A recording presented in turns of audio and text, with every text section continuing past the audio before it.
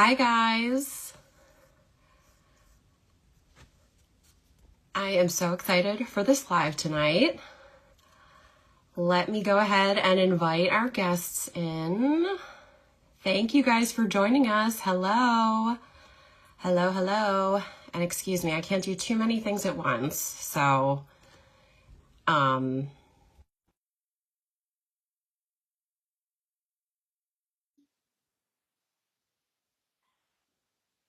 okay. All right. So everybody's invited and they should come in. Hello. Hello. Thank you all. Hi. Oh my gosh. I almost wore that shirt. You did? Yes. I'm not I'm glad I surprised. did it.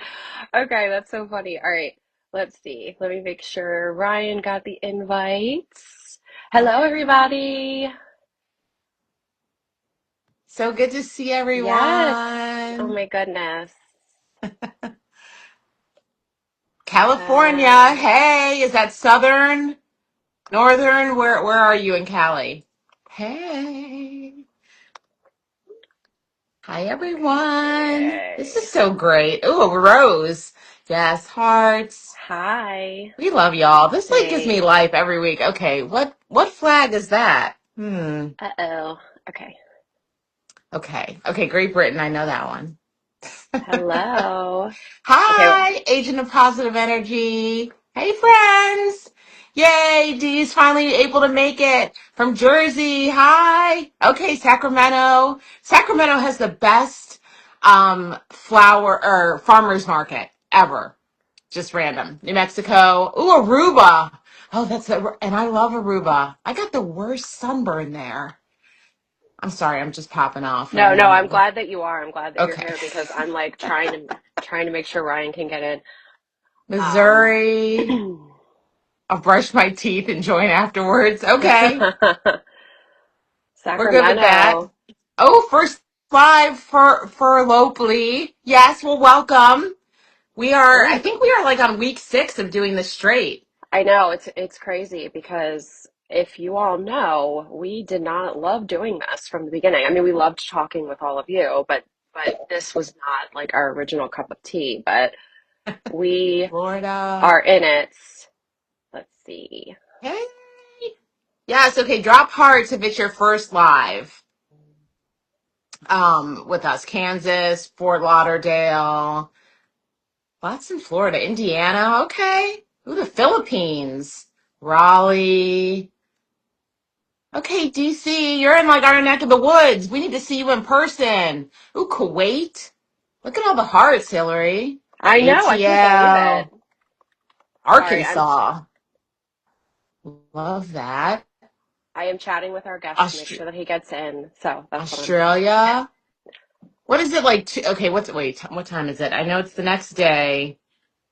It's like in the Girl, morning, right? In Australia. I feel like are we it's like like 8 in the are morning. we like 24 hours behind them?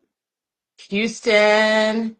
Okay, we have some, Hillary, can you see, um, comment? Sorry, never mind. Thanks for bearing with us, everybody. Yeah. Okay, but yeah, so anyways, we are so excited for this live tonight. I am just gonna like Houston. Ooh, Big Bear Lake. Yes, with the rainbows. Um, Hillary, I'm gonna text you. Um, okay, Liverpool. it's okay. This is Instagram. They're always let's see. Okay, 1 a.m. in Stockholm. Wow. Okay, 10 a.m. in Australia. All right, 10 a.m. Wednesday. Yay, it's Coach Hi! Ryan. Okay, Yay, it hold on worked. here. I gotta fix my audio here. It won't let me join from my laptop. Let's see here. Oh Oh, yes. Yeah, I think it will only let you allow you to join from your phone, which is kind of annoying, but hey, here we are. Hillary. I'm sorry. Can you block? I'm going to text you. There's someone. Oh, okay. It's only gonna let Can me. you see that? Yeah. Yep. It's only gonna let Okay. Hold me join on. from my phone without the headset. So here we Thank are. you. Oh, Pittsburgh. I was born in Pittsburgh. Yay, Munich, Germany. This is amazing. Y'all are amazing. Richmond. Okay, that's kind of close. It's up the 95 corridor. Ryan, can you see the comments? I can't. Okay, it's okay. That's I'm just Here we go. Now I can see some, but Gainesville. yeah, it's. It's okay. I just was curious. no, Bethany's. This is like she is a pro at like doing like all the all the Kentucky. hosting and all the tune like going with the comments to see where everybody's from. But Ooh, I'm just Spain. glad Yeah. I'm Sorry. Go ahead. yeah, You no, go. no, no, no, no. I am just glad everybody's here. I am so excited for this live tonight. We are going live with Coach Ryan. His name is Ryan Holly. If you don't follow him already, you need to follow him. He's amazing. I have a personal connection to his work because I went through a really bad breakup last summer, and I was telling a friend of mine, like, kind of some of the scenario of the things that happened. I was kind of abruptly discarded by someone that, like, I fell for really hard after divorce. And I was really blindsided. And my friend was like, you need to follow Coach Ryan because I think that what he says is going to resonate with you. And I was like, oh, okay, all right. And I just watched like a couple of your videos and I was like, oh my gosh, this is like spot on to like what I'm experiencing. And, just the advice that you gave about choosing yourself and the thing that we're going to talk about tonight, which is boundaries, Mhm. how important and how crucial they are, like not only in a toxic relationship, but also like while you're healing from one. Mhm. And so, I'm just really, really excited to have this conversation with you because I think that this is going to resonate with so many people who, are navigating life after divorce, and then they might find themselves in another relationship that has, maybe it's not exactly like their marriage, because I know that my first relationship post divorce was very different from my marriage, so I thought I was safe in a sense. But a lot of times we are still ill prepared at recognizing these patterns. So we're going to talk about why we repeat these unhealthy patterns and how boundaries can finally help us stop the cycle. So without further ado, welcome, Coach Ryan. We're Thank you very so much. excited to have you. Appreciate it. Yeah. So we are going to leave some time at the end of this for questions for Ryan. So if you guys can hold your questions until the very end, that would be great. We'll do our best to kind of mine the comments and make sure that we make a note of them. But just in case, it would probably be best for you to just hold off until the end. Um, so yeah, Bethany, is there anything you wanted to add before we launch into the Yeah, I interview? mean, well, we do love when you all interact and like, you want to drop hearts, to let us know that like you've experienced unhealthy patterns and like boundaries is something that, that you want to learn how to use to stop the cycle of that. So just if this resonates with you, however this topic resonates with you, I think we're, definitely put that in the comments because one of the beautiful things about the lives is that people start connecting and having conversations within the conversation, which is really is really nice. But I think we can see the range of what this experience is like, and that you're not alone in it. I think Yes. that is the core mission of Sincerely Divorced, is to make sure people know that they're not alone. So when you share that or you share how it impacts you in the comments here, you can all see that, and we can see it too. So Yes. It's yeah, community in action, and we love that. yeah. Okay, so take it away, Hillary. All right. So let me ask our first question. So, like I mentioned before, many of our followers and probably your followers too are recovering from either a previous breakup or a divorce. And even when we think we're choosing differently, why does it still happen that we end up in these toxic relationships, even if we think that we're choosing a different partner or we're going about it in a different way? Well, often we are still gravitating towards what is familiar to Mm-hmm. us. When you come out of a toxic relationship, first, you're still going to be in a more vulnerable place than you realize that you are. And especially if you come out of a toxic relationship, especially with someone who's narcissistic, because the typical pattern that I see people go from is narcissistic partner to dismissive avoidant partner. And, most people coming out of that, okay, I know what narcissistic behaviors are. I don't want to encounter that. So they look out for that. And then they're still in a vulnerable place. There's still probably core wounds that often go back to childhood where, emotional unavailability is familiar. It'll trigger that. People confuse that for chemistry and excitement because anxiety has a very similar bodily sensation to excitement. And people will often confuse it too. And your brain will recognize familiarity, but they're not giving off narcissistic vibes, and they're often early intensity in the way that they show up in a relationship. So it can suck people in, but then still an emotionally unavailable partner. So especially if you have core wounds from childhood, if you had inconsistent love from your parents, someone who's emotionally unavailable will still feel familiar to you and draw you in. Until you are consciously aware of that, people will often find themselves gravitating towards partners that are inevitably going to confirm those wounds, abandonment, rejection, and things like that. And it's something that a lot of people go through. Actually, when I deal with people that have gone through multiple relationships with narcissistic partners, they go the pattern. They go from narcissistic partner to dismissive avoidant partner.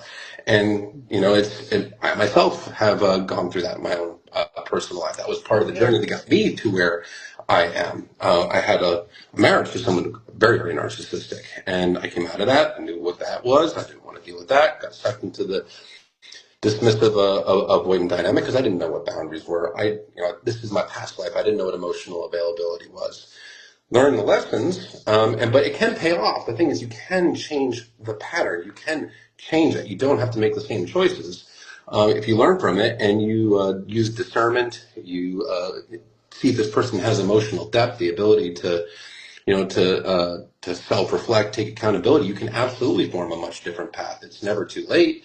And again, I use my own personal life as an example. After going through all that, I ended up meeting the love of my life, Lindsay. The best thing ever happened to me, but I wouldn't have gotten there if I didn't learn the lessons. And when you get to that place, when you get to that relationship with a partner that actually genuinely loves and cares about you, you'll find that it was all worth it. All the stuff you went through, it was worth it. So you can't give up. People often think, oh, there's no one good out there.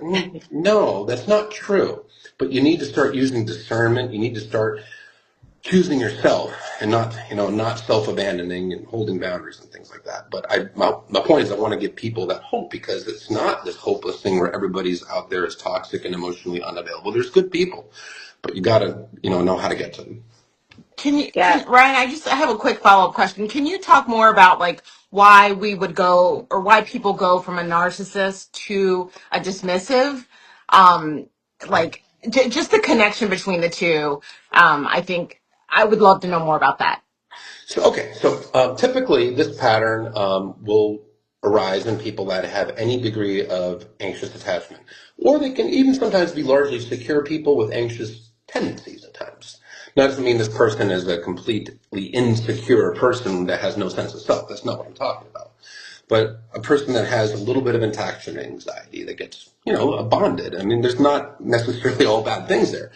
But a narcissistic partner, okay, they go through the devaluation phase when you're with a narcissist. They will start to withhold love and affection. They're mistreating you. They're treating you worse and worse and worse, blaming you for everything. And you're going through the love desert. It is like the Sahara Desert of love. You're getting dehydrated of all the love and validation that a person naturally needs in a relationship.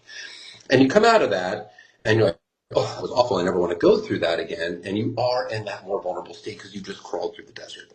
Now, our nervous system finds a comfort in familiarity, even with what is familiar is not good for us, right? One, you had the narcissistic experience. That's a person that you had to earn love. That's a person that's inconsistent. That's a person that's emotionally unavailable. Then add in the factor that a lot of people had a parent that was inconsistent with love. Dismissive avoidant comes along. They appear like they're the first cool oasis in the desert, and they come on hot and heavy, but they're not giving off narcissistic vibes. So you know what a narcissist is. They're not showing up like that. They're pouring it on, but you're so vulnerable. You're not even realizing you're vulnerable, but you are. That you're not even realizing it's dirty water. Gotcha. And by the time you actually realize that it's dirty water, it's too late. You've been discarded.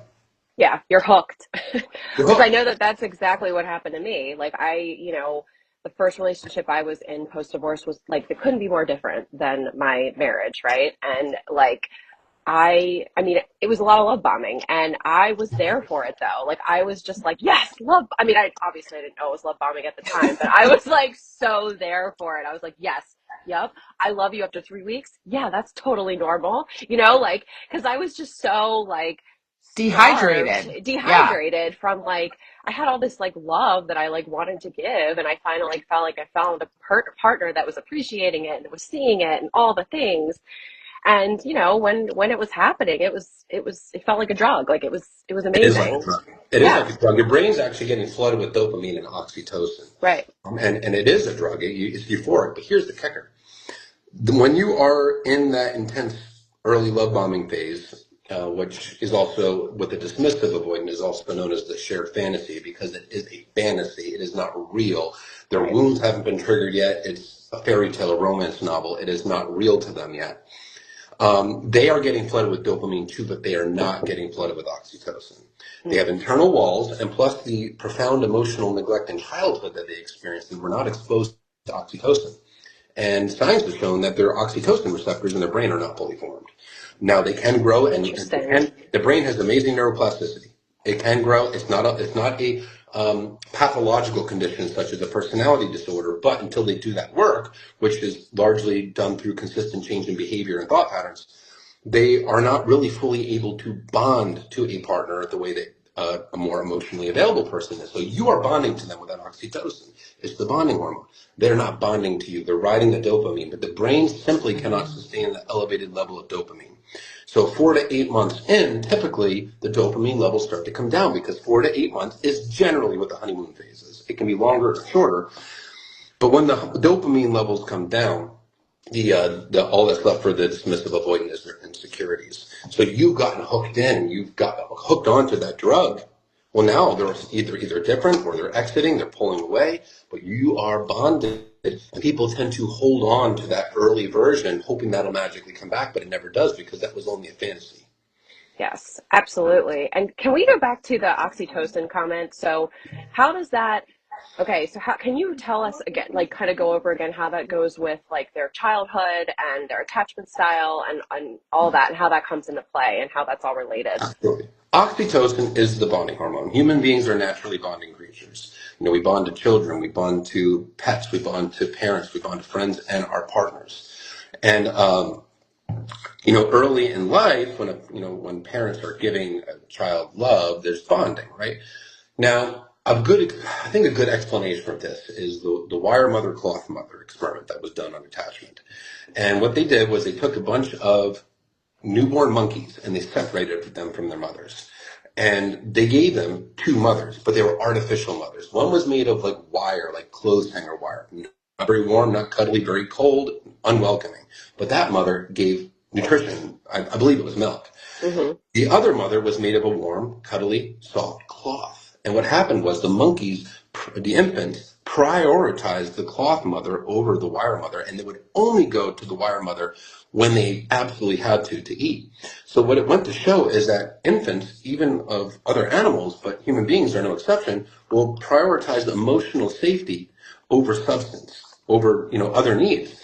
Now, dismissive avoidance, they never had the cloth mother in childhood. All they ever got was the wire mother. There was never any emotional safety. It was profound emotional neglect. Their basic needs met, their emotional needs not met. They were never exposed to love and warmth and emotional safety. So when they get it as an adult, it feels deeply unsafe to them.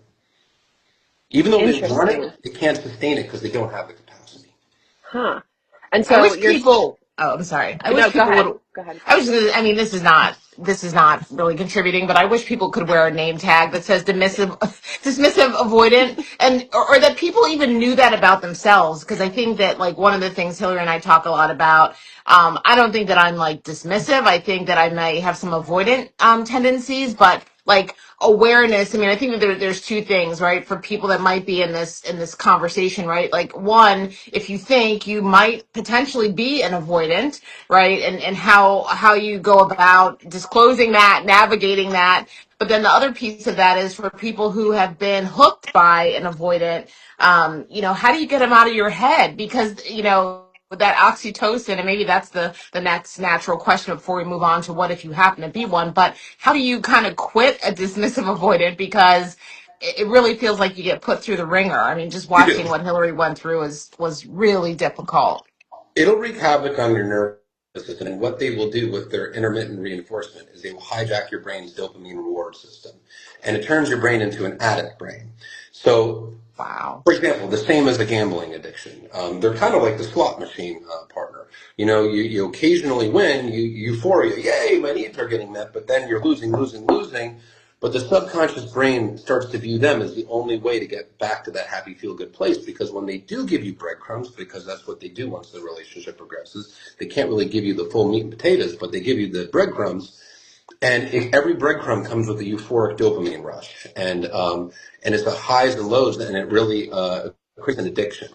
And you know, that's an addiction that's really largely anxiety and dopamine rushes, that it's really unsustainable for the nervous system in long term. But it can feel magical when it's good, but it's really not. It's just your brain is completely hijacked. But the way you get over that is that any other addiction, you have to quit in cold turkey. I mean, you have to hold your boundaries, which are your limits of what you'll subject yourself to, because you can't control another person. And best thing you can do, block them. And I talk to a lot of anxious people that are hooked on the dismissive, and they have such a hard time blocking them. That's the only way, because the cycle will never stop, because they're not going to magically just change. You cannot earn love from a person that has yet to build the capacity to give it. And you can't be good enough to make them love you when they don't have the ability to do so. Can they learn to? Yeah, that's up to them. But you trying harder and self-abandoning more, it doesn't give you the. Oh, did we lose sound? We lost your sound, Ryan. Oh, Oh, there you go. can you hear me? Yep. Okay. I got some weird notification that popped up. But best thing you can do is block, cut off that addiction. It does take a little time, but just like any addiction, when you're away from it, your brain will start to normalize, and you need to start reframing the narrative in your mind. You know, start reinforcing the notion that I deserve more. I don't want just breadcrumbs. I want someone with emotional maturity. I want someone with emotional depth. And start, you know, learn about this and learn about why it is that this person is incapable of being the partner that you want. You know, emotional maturity is a big thing. A lot of research has been done on this. And, you know, what they found is that the average emotional age of an unhealed dismissive avoidant is somewhere between 8 and 12 years old. That doesn't mean they're locked there forever, but if they're not doing the work, they're emotionally in a childlike state. So you're trying to earn love from a person that hasn't yet earned the maturity to be in an adult relationship. So reframing that narrative, cutting off the addiction, and choosing yourself. Because every action and inaction that we take in a relationship, especially when there's an emotional trigger involved, does send ourselves a subconscious message, whether we realize it or not. So when we are choosing ourselves, even when it's hard, the message that you're sending is a positive one that reinforces your worth, and you will get over it, but you have to bite that bullet and white knuckle it and cut off contact. I can speak from experience. That is the only way. That is the only way that I made progress, was when I just like you said, just completely blocked everything. I was like, you got to wipe everything. And not only was it blocking like on social media, but it was like, let me just get rid of anything that reminds me of him. Like anything that he gave me, anything that was just in my environment that was like a reminder of him. And it felt weird. Like I felt like, because I'm like, I don't hate him. Like I don't, but I had to do it for myself. Like I had to do it in order to like self-preservation pretty much, because otherwise, like you said, you're just hooked on hoping that this person is going to come around and be like, oh, I made a huge mistake, or oh, you know, whatever. But they're not. Like they're really not. I mean, like you said, they can, but the likelihood is it's not worth yourself, or you saving yourself is more important than waiting around for them to choose to make that decision. And you know, I had to learn that the hard way too, but I, yeah, The ones that don't do the work, the ones that don't do the work, which is the majority of them, continue the cycle their entire lives. So, I mean, the statistical odds alone don't justify putting your life on hold for a person like that. The vast majority repeat the cycle until the day they die. Can they do it? Sure. Can they fix them? You know, work on themselves and heal? Sure. But you know, putting your life on hold is just a form of self-abandonment, and you're going to lose time of your life that you can't get back that you could have spent healing, growing, and potentially even finding someone that you can build a future with, a person that can be an actual partner to you, not just a taker. Yeah. No, this is a really great segue into the next phase of this, which is we're going to talk about boundaries specifically. But somebody asked on the chat, how can you uphold boundaries with a DA if you have kids together and you went through a divorce? Like, do you have any advice for that? Yeah, that's a really challenging one. When it comes to that, obviously you don't want to get sucked into the dynamic of using the kids as pawns, and you certainly cannot talk poorly about the other parent to the children, no matter how much you might be frustrated.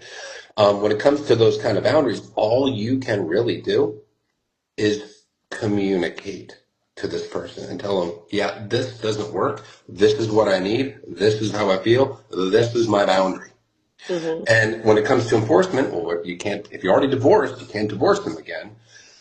You can certainly restrict any extra access that they have to you, or any flexibility. Like, no, I'm not going to be as flexible if you're not going to respect my boundaries.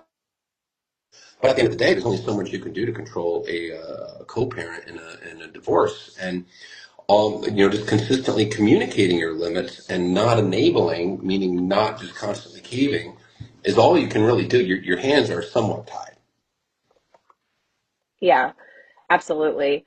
And how, so if you, this is another question. It kind of goes back a little bit, but what do healthy boundaries actually look like in a relationship, and how do you know if somebody's can your boundaries determine if somebody's a dismissive avoidant, the way they respond to them?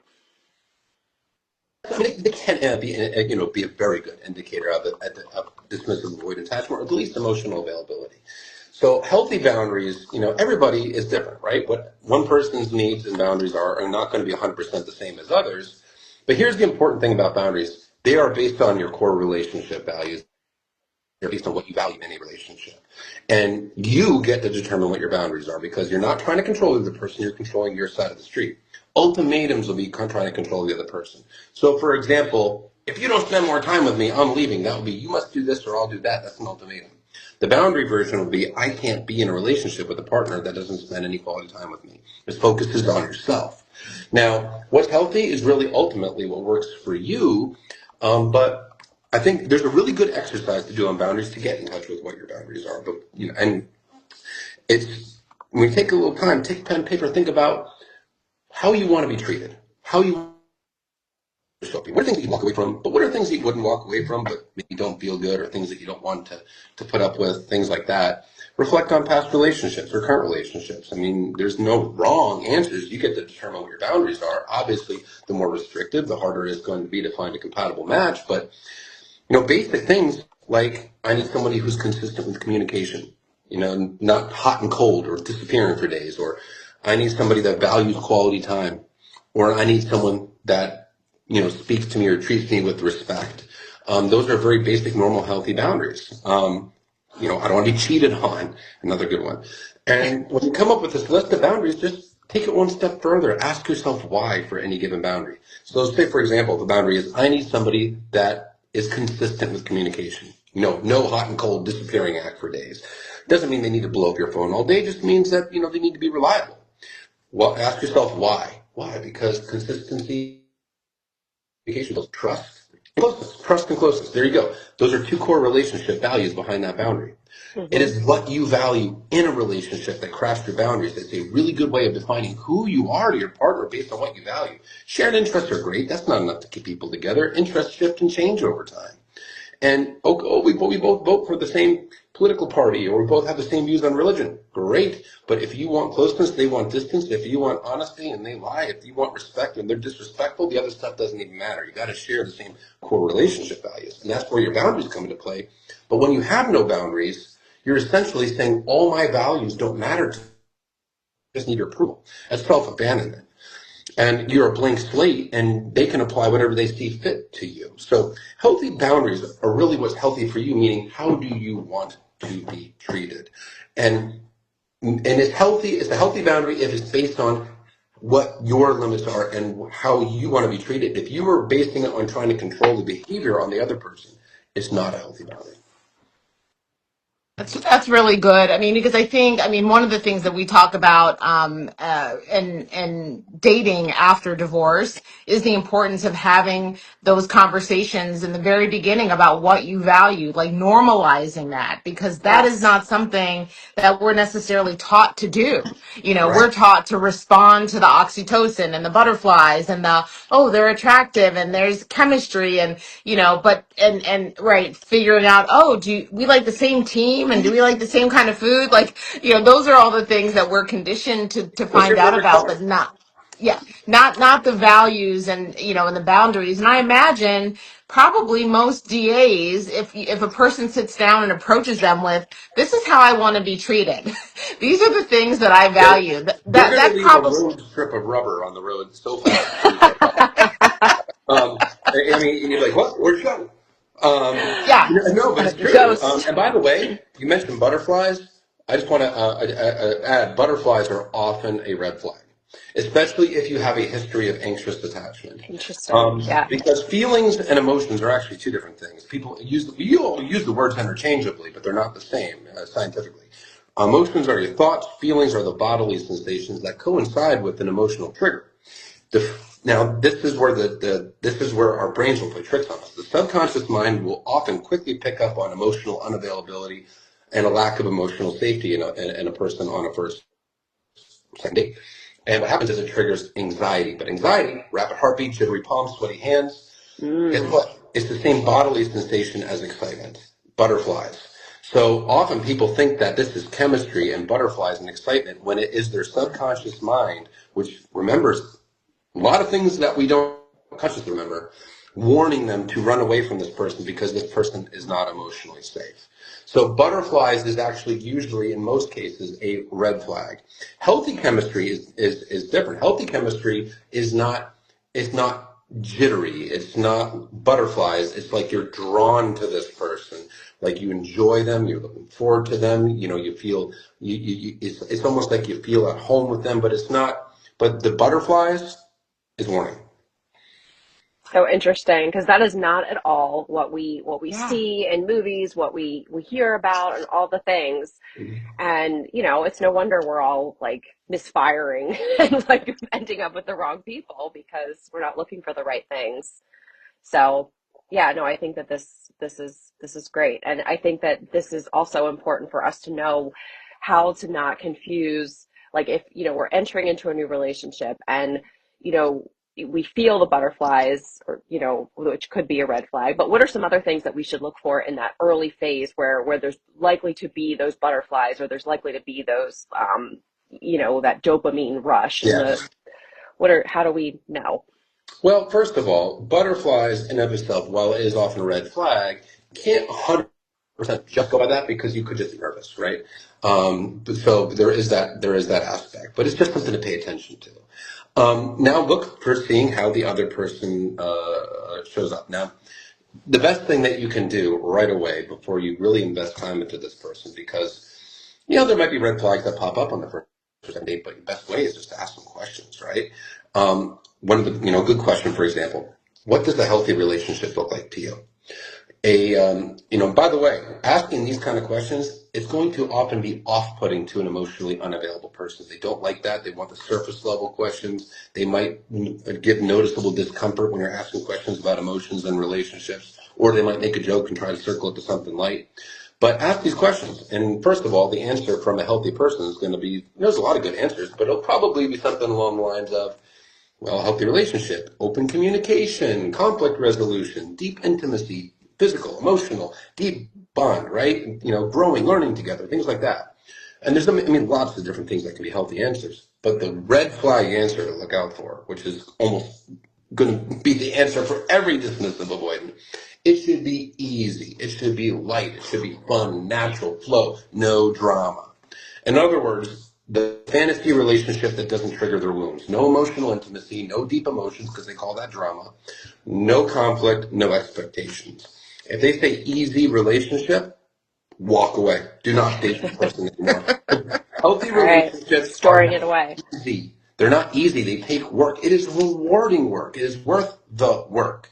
But it's life. There's always challenges, right? You're never going to 100% agree with someone 100% of the time, but you need a process to be able to actually communicate and resolve stuff. When they're saying easy, they're saying, I can't do conflict or communication. Walk away. That's not a person that can do a relationship.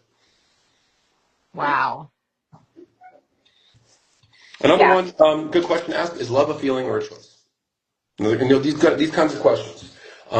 If they say feeling and a choice or choice, both good answers, right? I mean, because love, definitely part of it is the choice. That daily choice you choose to choose that person, to prioritize them, to empathize with them, to care about them, choose them.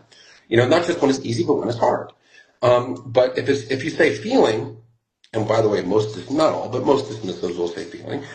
Well, that means that this is a person that likely doesn't know the difference between love and infatuation, because the feeling absolutely can be maintained with the choice. But if you don't make the choice to choose that person, the feeling will fade. So, these are the kind of questions that you can ask to gauge the emotional intelligence and depth of a person. And also, one more question, and then I'll also kind of tie into what you asked me too. I haven't forgotten. The what does your past relationship look like? But why did the past relationships fail? What did they learn from them? How did they heal? Right? A person that's more dismissive or narcissistic is going to be more like, all my exes are crazy, right? All my exes are crazy. Or vagueness, like, oh, we just drifted apart. She just wasn't the right one. Oh, he just, was incompatible with me. Things like that. And what that shows you is no accountability for their role in it. And even if the person is a toxic ex, like a narcissist, there's always lessons to be learned. I learned I need to hold boundaries. I learned I needed to communicate my feelings better, stand up for my needs, regulate my emotions, something. Always lessons to be learned. But if this is a person that's emotionally unavailable, that doesn't really self-reflect, it'll be pretty darn obvious they learned nothing, and they'll really struggle to answer that. And how did you heal? Healthy person gives specifics. I did coaching. I read books. I did therapies. I dove into music. Right. I read articles. There's something. But the more emotionally unavailable, especially dismissive. Oh, time heals all wounds. You just get over it. Meaning, I didn't heal. I suppressed my emotions and distracted myself. And yes, how they react to your boundaries will 100% display emotional intelligence and emotional availability. Well, not 100%, but close to it.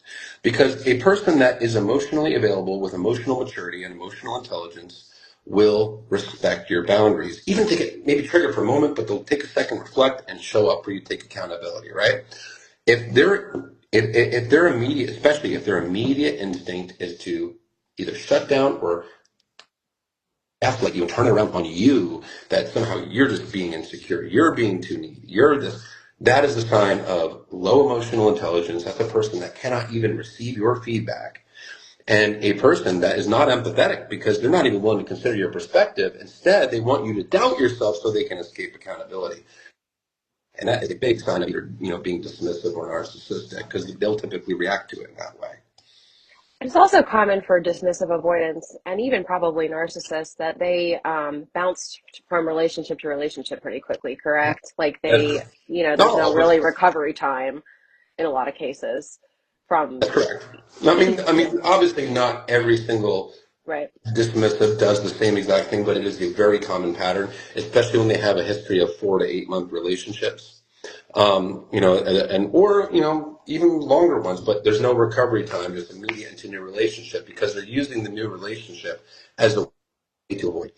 It's a distraction. They also rely heavily on the external validation, the dopamine. It helps them avoid the emotions. And every relationship that an unhealed, dismissive, avoidant gets into is a rebound relationship. That's all they do. They only rebound because they never process emotions of breakups or divorces. They just suppress and distract. And a rebound relationship is defined as a relationship that somebody uses to avoid processing the emotions of the past breakup as a distraction. So every relationship that a DA gets into, even regardless of the gap in between relationships, is actually a rebound because they don't process. They suppress and Hmm. distract. Yeah, no, it's brutal. Like especially being on the on the receiving end of one, you think that you're special, but it oftentimes it is this pattern that we see. Now, a couple people have asked, can this has also play out, like we're talking obviously in the context of romantic relationships. Now, do you see this happening often in friendships as well? Or like how does that play out Can. with it? Yeah. Not nearly as often, though. It can, Okay. in the case of very severe dismissive avoidance, but in most cases, it doesn't affect friendships as much. Sometimes a little bit, sometimes not at all. Um, that's how, in general, that's how you can, one of the big indicators of it, are you dealing with a personality disorder or insecure attachment style, regardless of the insecure attachment style. Um, Generally, when it comes to insecure attachers, whether they're dismissive avoidant, anxious, fearful avoidant, most of the time it primarily affects them in their romantic relationship. But in the workplace, with friends, they are generally relatively normal. Of course, there's little insecurities that can pop up and affect it. But when it is a person with a personality disorder, it affects them in every aspect of life, from every relationship to their workplace to even how they interact with wait staff. So if it only seems to be in the romantic area, chances are it's just an insecure attacher. But if it's in all the areas, it's probably a personality disorder. Now, that said, yes, can it, with dismissives and friendships, yes, it's just not that common. Got it. Okay. And then a couple people are also asking, we know that it can be common for dismissive avoidance to come back after they've discarded you for whatever reason. Mhm. What advice would you give to somebody that's experiencing that right now? Like if the dismissive comes back, or if, what would you say to them? Well, first of all, the reason they're coming back is probably because you went into some sort of no contact, you made yourself scarce, and they naturally want and long for the unavailable person. Because you're less available to them, you became more desirable, and they've also taken that emotional distance. So now there's emotional distance, so they're feeling safe again, because closeness feels deeply unsafe to them. Now, if they are taking radical accountability, taking ownership of their attachment issues, and giving you actionable steps that they are working towards healing, maybe you could slowly work, towards a relationship and rebuilding it with them, but make sure you're holding your boundaries of what you put up with. But if they're just sweeping under the rug, oh, I missed you, I made a mistake, rest assured, they're going to do it to you all over again Yeah. like clockwork, because early intensity is going to be followed by deactivation and discard again. Because the same unhealed wounds, the same insecurities, the same attachment wounds and triggers are all still simmering below the surface. And I have seen people go through this cycle with the same dismissal over 10 times. I mean, they can keep on doing it over and over and over again to the same person, each time thinking they're going to do it different, but they've never done any work on themselves. So if this person's really taking accountability, okay, entertain it if you want, Right. with caution. But if they're not, you're just asking to get your heart broken all over again, unfortunately. Yeah. No, it's true. It's a hard truth, but I think it's one that, especially if you've been entangled with the DA, like you need to hear it. Mhm. Because I know that I had just as a person, like from a personal level, I have had to come back to your account and watch some of your videos as like reminders, like, okay, I need this kick in the butt right now to not get caught up in some of that, because it really is, it's a very difficult type of breakup. And let me add one more thing. As much, just a reminder, as much as you're hurting now, if you're going through this and the temptation is there, don't lose sight of the fact that if you can build there are people that you can form a much better, much more fulfilling, deeper relationship with, that you can form a lifelong partnership, a person that wants the emotional intimacy, a person that's capable of sustaining it, a person that's, empathetic towards you. What that feels like is a million times, I'm speaking from experience here, million times better than anything you would ever experience with the DA. The thing is many people have never experienced it, so they don't know. But if you have one taste of it, you'd never want the DA. You never would. So just, remind yourself, if you do the work, learning boundaries and flags and make some different choices, you can get that too. You absolutely, but it requires sometimes stepping outside of your comfort zone and not giving into that temptation and white knuckling it, making a different choice. Well, Coach Ryan, I do want to get back to, I alluded to it earlier, but the idea that, how might a person know? I mean, from this conversation, I think I can glean a little bit about that I could be avoidant. Not really sure what type, but how do people identify those qualities in themselves? and then like take steps to work, towards healing those things that are creating that type of attachment. Okay, well, first of all, attachment styles are just learned behavior, and any learned behavior can be unlearned and replaced with something different. A lot of attachment behaviors are very reflexive, right? Like when there's a trigger, and if we get anxious, a lot of that stuff is very reflexive, right? It's not necessarily always indicative of who you are. It's what you've learned to do. Now, of course, there are things that are absolutely choices, like cheating and things like that. You can't just blame that on attachment style. That's character stuff.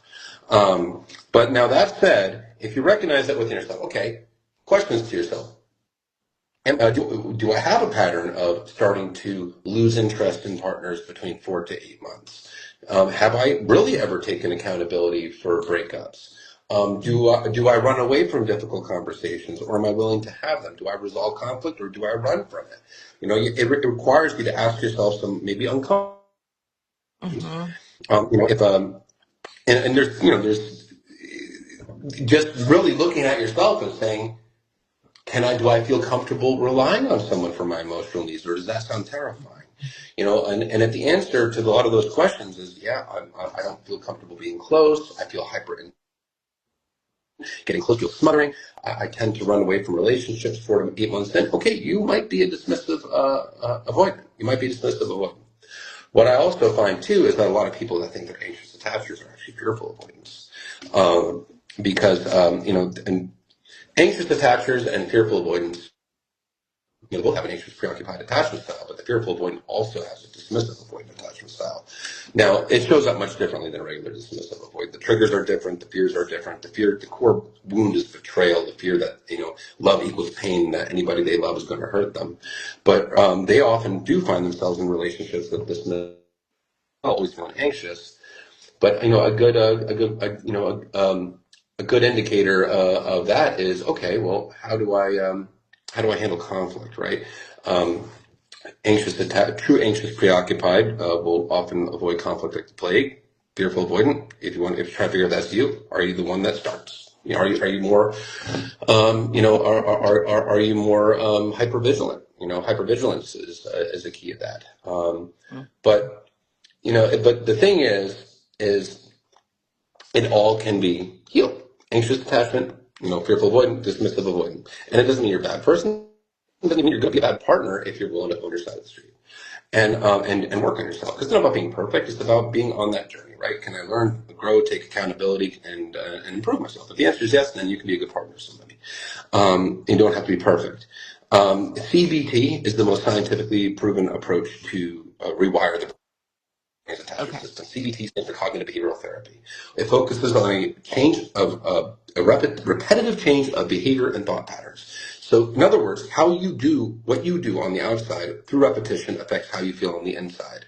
They did a big scientific study on this back in the 1970s, and they did scientifically prove that a consistent and a change in mood and emotions. So in other words, if you're a person that's never held boundaries, you start to hold boundaries and you do it repetitively, even when it's hard, you start to feel more secure on the inside because you are showing up for yourself and there are subconscious messages associated with it.